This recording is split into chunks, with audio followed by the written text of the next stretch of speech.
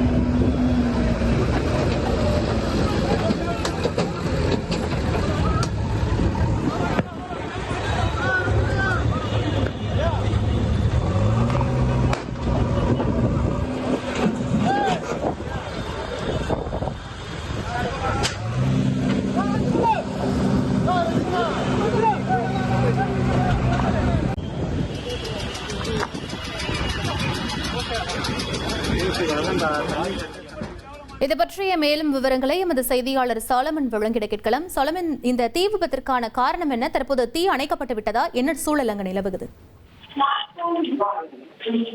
சென்னை தரமணி வேளச்சேரி ரோட்ல மடிப்பாக்கம் பகுதியில சென்னை குடிநீர் வாரிய வளாகத்திற்கு வெளியே வைக்கப்பட்டுள்ள குப்பையில திடீரென இன்று காலை தீ விபத்தானது ஏற்பட்டது.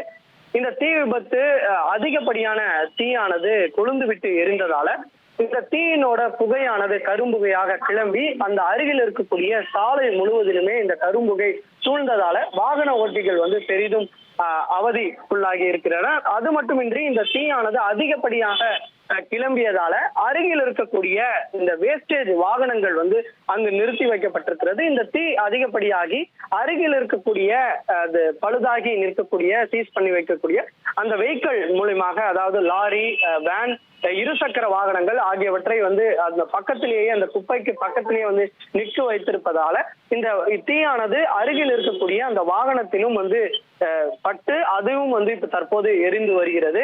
தற்போது மொத்தம் வேளச்சேரி, அடையாறு உள்ளிட்ட 4க்கும் மேற்பட்ட தீயணைப்பு வாகனங்கள் சம்பவ இடத்திற்கு சென்று இந்த தீயை அணைக்கக்கூடிய பணியில ஈடுபட்டு வருகின்றனர். இந்த குப்பை எப்படி தீ பிடித்தது? யாராவது சிகரெட் பற்ற வைத்து அந்த குப்பை மீது தூக்கி வீசினாரா, அல்லது எப்படி தீ விபத்தானது நிகழ்ந்தது உள்ளிட்ட கோணங்கள்ல அங்க இருக்கக்கூடிய வேளச்சேரி போலீசார் விசாரணை மேற்கொண்டு வரக்கூடிய நிலையில இந்த தீ விபத்தானது அருகில் இருக்கக்கூடிய வாகனத்திலையும் தற்போது பட்டு எரிந்து வருவதால அங்கு பெரிதளவுல தீயானது கிளம்பி வருகிறது. உடனடியாக தீயணைப்பு வாகனங்கள் சம்பவ இடத்திற்கு இந்த குப்பையில இருக்கக்கூடிய தீயை அணைத்த நிலையில தற்போது அதனோட தாக்கம் பக்கத்துல இருக்கக்கூடிய வாகனத்தின் மீதும் பட்டதால தற்போது அதுவும் சேர்ந்து எரிந்து வருகிறது. 4க்கும் மேற்பட்ட தீயணைப்பு வாகனங்கள், அதே போன்று குடிநீர் வாரியத்துக்கு தொடர்புடைய லாரி மூலமாகவும் நீரானது கொண்டு வரப்பட்டு அணைக்கக்கூடிய நடவடிக்கையில ஈடுபட்டு வருகிறார்கள். மேலும் அங்கு மொத்தம் 50க்கும் மேற்பட்ட தீயணைப்பு வீரர்களானது அணைத்து வருகின்றனர். இந்த தீயானது அருகில் இருக்கக்கூடிய சாலையில, அதாவது பொதுமக்கள் செல்லக்கூடிய வாகன ஓட்டிகள் செல்லக்கூடிய சாலையில கரும்புகை அதிகப்படியாக வருவதால வாகன ஓட்டிகள் வாகனத்தை இயக்க முடியாத ஒரு சூழலை ஏற்படுவதாக கூறப்படுகிறது. மேலும் சுவாச பிரச்சனையும் வர வாய்ப்பு இருப்பதால தற்போது உடனடியாக தீயை கட்டுக்குள் கொண்டு வரக்கூடிய பணியில தீயணைப்பு துறையினர் மும்முரமாக செயல்பட்டு வருகின்றனர். விவரங்களுக்கு நன்றி சாலமன். இனி செல்லும் இடமெல்லாம் செய்தி. தந்தை டிவியின் வாட்ஸ்அப் சேனலை ஃபாலோ பண்ணினா செல்ல இருக்கும் இடமெல்லாம் செய்தி. இதோ QR கோட். இப்பவே ஸ்கேன் பண்ணுங்க, ஃபாலோ பண்ணுங்க.